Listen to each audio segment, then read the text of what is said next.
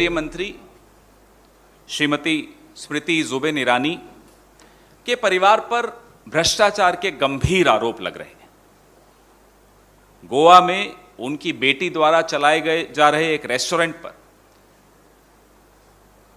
बार है।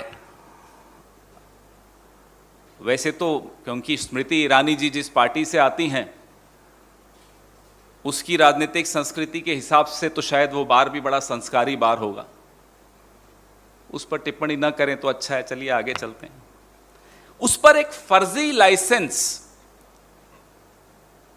लेने का आरोप है।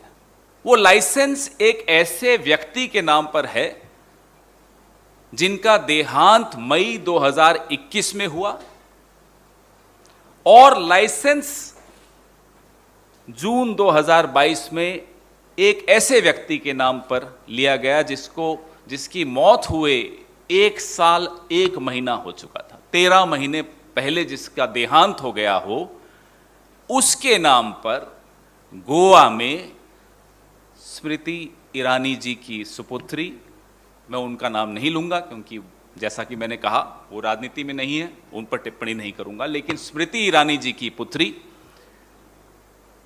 ने वो लाइसेंस लिया। गैरकानूनी काम यहां शुरू हुआ है, यहां रुक नहीं गया। एक मृत व्यक्ति के नाम पे आप लाइसेंस ले लेते हो। उस व्यक्ति की मौत हुए 13 महीने हो चुके हैं और गोवा के कानून के हिसाब से एक रेस्टोरेंट को एक लाइसेंस मिल सकता है बार का। तो दूसरा गैरकानूनी काम क्या हुआ? इस रेस्टोरेंट को, जी नहीं, उसका नाम कोई तुलसी संस्कारी बार नहीं है, उसका नाम है सिली सोल्स बार। इस रेस्टोरेंट को 2 लाइसेंस मिले हैं। यह दूसरा गैरकानूनी काम हुआ है। और तीसरा गैरकानूनी काम क्या हुआ है? किसी भी ऐसे प्रेमिसेस को लाइसेंस देने से पहले यह आवश्यक है कि वो रेस्टोरेंट के तौर पे रजिस्टर्ड है, उसको रेस्टोरेंट का लाइसेंस मिला हुआ हो। तीसरा गैरकानूनी काम यह है कि इस रेस्टोरेंट को रेस्टोरेंट चलाने का लाइसेंस नहीं मिला हुआ। 3 गैरकानूनी काम कैसे संभव हो सकते हैं? क्या मैं और आप ऐसा काम कर सकते हैं या करने की सोच भी सकते हैं?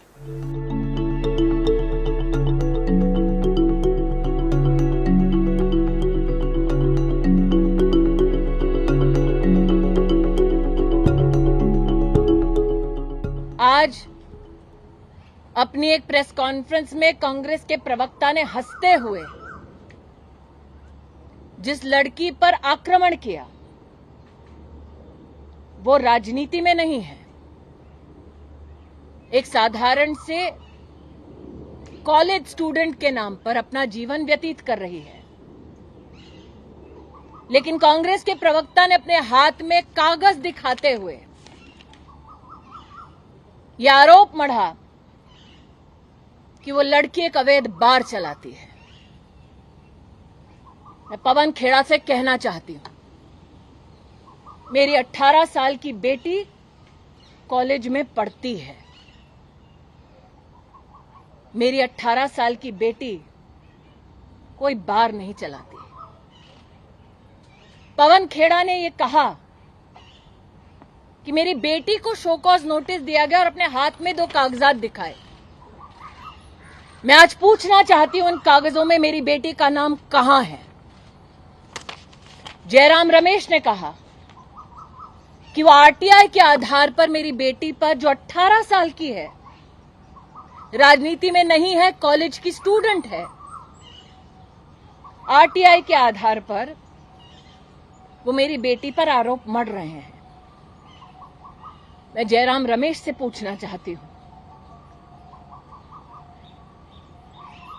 कि क्या आरटीआई की उस एप्लीकेशन में